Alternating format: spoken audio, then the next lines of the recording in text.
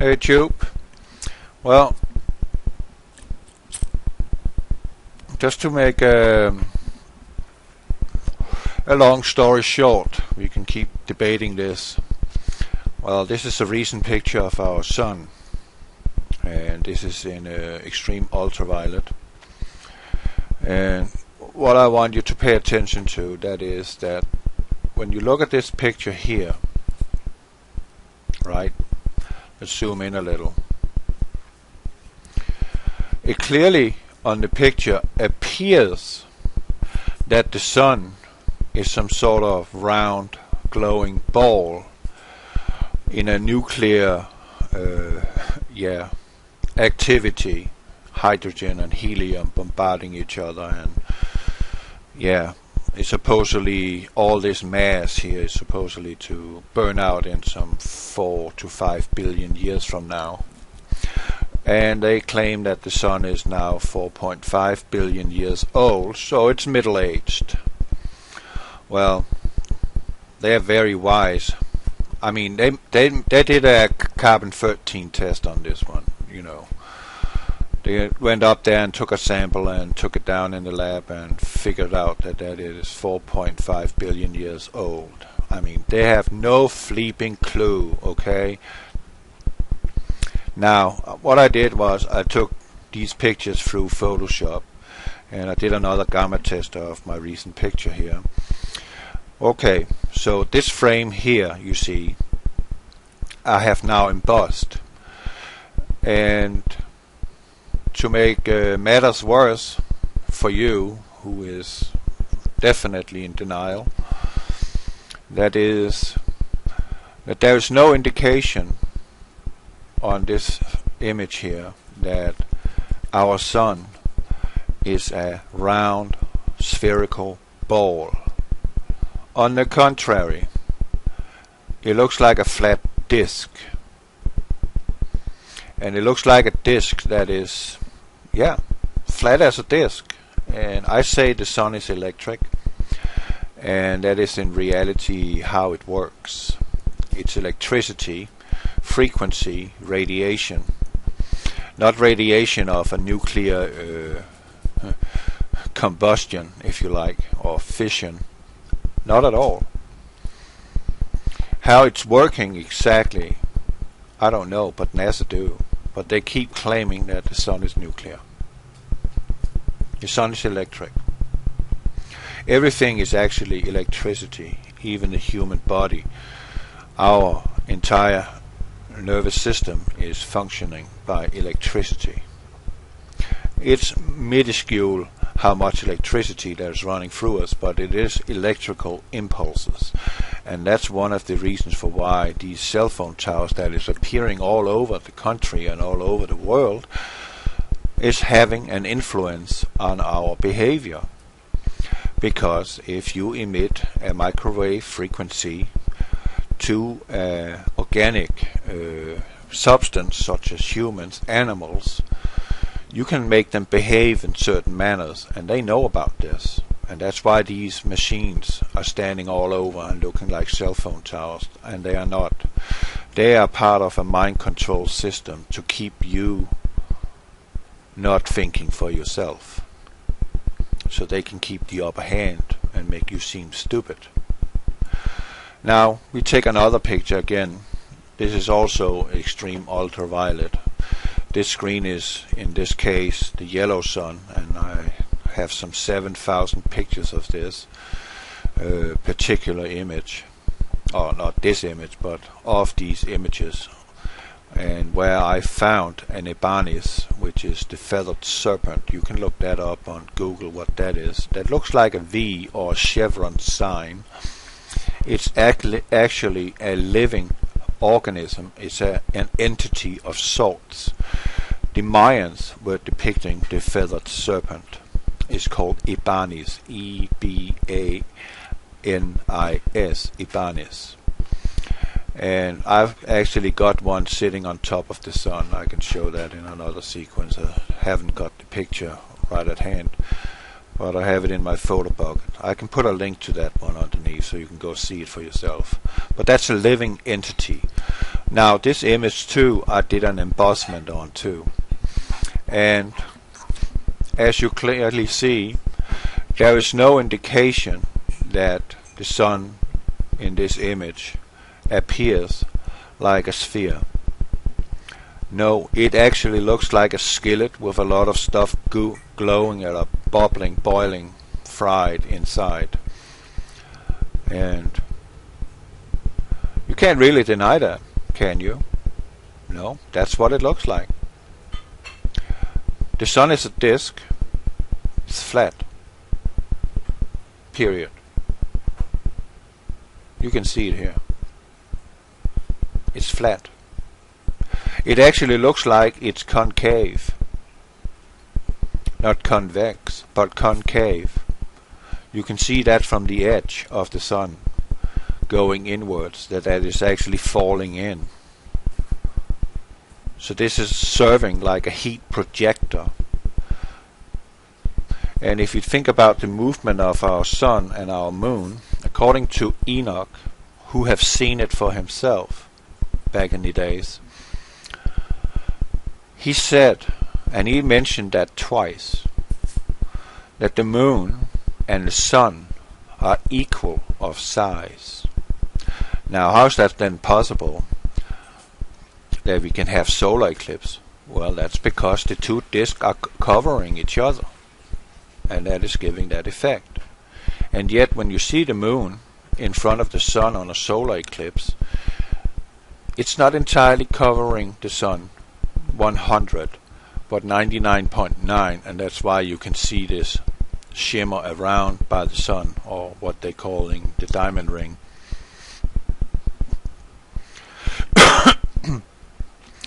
So that's what he's saying twice, and he's not lying, because he was shown this. He also says that there's an angel for each star in the sky, controlling the movement of that particular star in the sky. The fixed stars we have. The wandering stars you can find out who is by looking up in the Bible, Jude 13. That's the wandering stars. That's the evil one. Look it up. Then I took the other one here in the blue filter, and I did an embossment on that too. Yeah, we can change over. And again, we clearly see that the sun is not a sphere. No, it's actually concave. Just like the theory about we living in a concave Earth. Well, we won't know until we die and we are being revealed all the heavenly splendors and what God has created. And we should not underestimate his ability for creation at all, and diversity of creation. Jesus said that he has many rooms. That means there is other places, maybe like this, maybe not, maybe something different. Again, just goes to prove that God is not sleeping. No, he's active. He's creating stuff because he's full of love and he wants to create life, wants to create splendors. But as you see on this picture here, the sun is flat. There's no question about it. It does not appear like a sphere. It's not a ball. It's a disc. In 2012 I actually came out and talked about this, and whoa, man, I can't believe I've been under attack that much, but people went nuts on me for claiming that. But yeah, that's a dog on TV. Shut up. Yeah.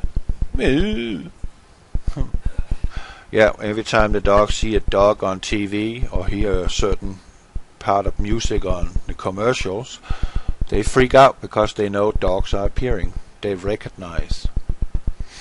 Now, here's the Denton picture I showed you yesterday.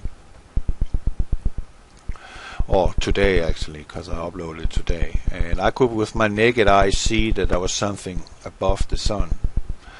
So of course I snapped a picture of it, and I also did a gamma test on it. But let me show you the embossment here of this particular frame. Oh man, I got 5 minutes left. I better hurry up. Now look at how it appears. It appears clearly that there is another object there. It have a tendency of being a little slow. I'm not happy about that. Come on. Today.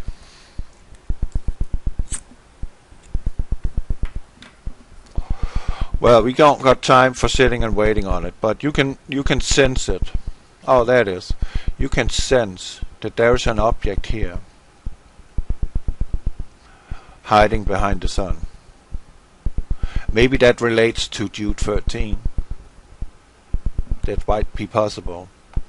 Maybe this PlanetX Nibiru is part of the evil agenda, the entities which is soon to arrive. The demons are here already. The fallen angels are not, but they will be. And we go to the next one, and I embossed this one too, and this is what we come up with. Why is it slowing down? This is annoying, love. There, you can clearly see it. It's a physical object. Next frame, the same picture actually, and we go to this one, which I think is the gamma test. Come on. No, that's not the gamma test, but again it proves that there is something here. There's something physical behind the sun, and it's bigger than the sun. And here's the gamma test, a complete gamma test, and you can still see it has its own heat source. It's there. So there's something here in this image. There's no question about it. Something is there. And I believe that is what we would call PlanetX Nibiru Hercubolus, the Destroyer, the Red Dragon, whatever. But there you have it. It's quite real. And it's also been noted by the ancient. They're speaking about it. And they're also speaking about what happens when this thing is in the sky. And it's not pretty. And again, that's a light gamma test, but you clearly see there's an object larger than the sun behind the sun. Because if it's behind and it looks big already there, how big would it be if it's in front? Maybe that's one of the reasons for why we will have 3 days of darkness, because this one is big. And another gamma test. So I don't know. It seems like it's getting closer, it's getting bigger. It seems like our redemption draw knife. It won't be long. Revelation 12 is on 23rd of September 2017. A constellation of stars and planets in Libra, which has never happened before and will never happen again. Meaning, it's the end of this realm that we are living in. The other places that Jesus is talking about, that he has many rooms, we shouldn't be concerned about that. We should be concerned about right here, right now, and the times that we are living in, and the great deception that we are all facing at daily basis. Yeah. So this pretty much sums it up. We have an object behind the sun. It's approaching, and it is a sign, a clear sign. And he put the stars and the moon and the sun and all that we have in heaven for signs and for seasons. And the signs are clear. Our redemption drew nigh. God bless you.